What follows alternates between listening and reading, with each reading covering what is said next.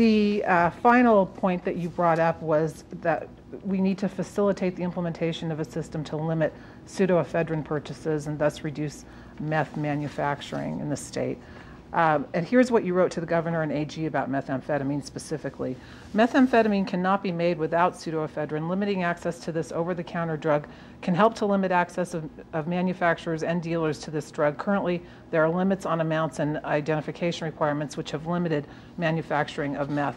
There was an effort, I believe, last legislative session to pass more stringent restrictions, and that failed. Do you think that's something that's going to come back? Or the drug lobby was pretty resistant to changing that? The drug lobby was, and I actually testified on behalf of SB 203. However, the drug lobby came back, and they called it pharma, and they said we should implement our own monitoring system to stop people from buying what they call smurfing and buying 10 or 20 packs of pseudoephedrine a day.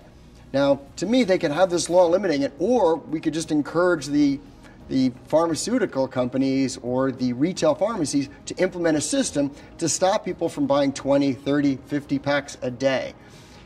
If someone has a cold and they need to get it, great. They shouldn't need lots of packs like a meth manufacturer would. So over-the-counter medicine should still be available to somebody, like my producer Paul, who likes to get a Claritin once in a while, he said. That's probably fine for Paul. Now, methamphetamine is made directly from Sudafed. There's one molecule removed from pseudoephedrine, and that is meth. So meth manufacturers, whether they're making small batches in hotel rooms or cars, or they're making big batches, they need to get large quantities of Sudafed.